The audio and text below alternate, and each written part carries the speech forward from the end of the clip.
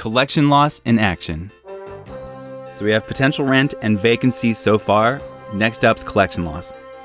Collection loss works just like vacancy. So everything we did before, you're going to see again right here. I'm going to use 5% for year 1, year 2, and year 3 for collection loss. And to save time, I'm literally going to copy and paste the 5% and write collection loss over here. The next thing I'm going to do is come under vacancy under the DCF analysis area, write collection loss. And Excel is pretty smart. It remembers that you wrote something similar to this previously, so it gives you an option here. It shows collection loss. I'm going to hit enter or tab, whichever you want. Over here for year 1, we write the exact same equation we wrote for vacancy. Equals potential rent times collection loss for year 1. Enter. All right. So one thing I did here was I did not add a negative sign. So I'm going to go back in there. I'm going to come up to this little formula bar, or you can double click down here to get back into it. But let's just use the formula bar because we haven't done that yet. Up here before cell E7, I'm going to put a negative sign. There we go.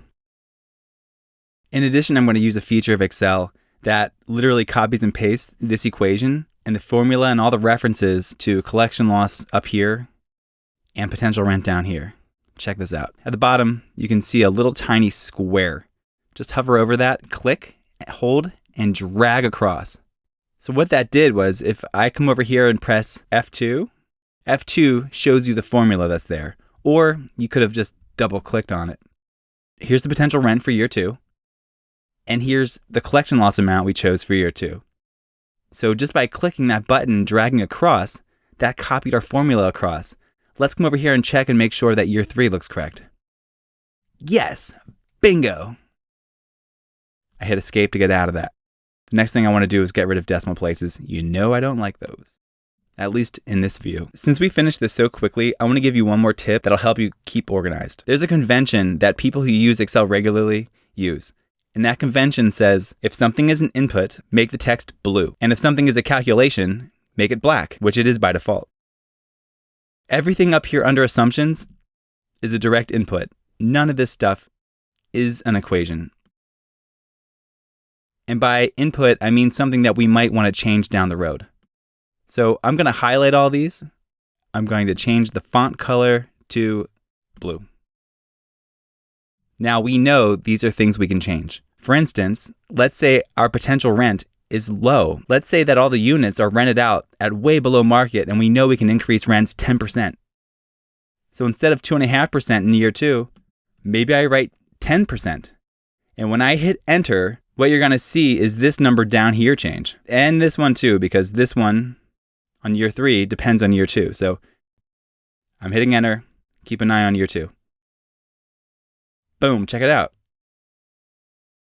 And as you also saw, not only did potential rent for year 3 change, so did vacancy for year 2 and year 3, and collection loss in year 2 and year 3, because it's all connected to potential rent. So there's one other input here that I didn't make blue yet. And can you guess which one that is? It is potential rent for year 1. We hard-coded this. See, if you look at the formula, up here, there is no formula. But if you click in year 2, you see that we have a formula. And year 3, we have a formula. So these are all calculations. And vacancy is a calculation. Collection loss is a calculation. So this is the only one up here that's not a calculation. So I'm going to make that blue. And anytime you see something blue, these are things you can change. Leave everything that's black alone. Got it? Before we move on, let's go and change the year 2 potential rent growth number to 2.5%.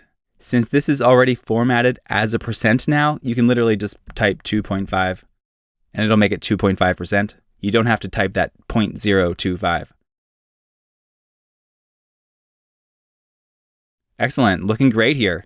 One last thing, getting a little nitpicky here, but I want to right align year 1, year 2, and year 3 to be consistent with the numbers. Now it's all right aligned. Great job, and we're done.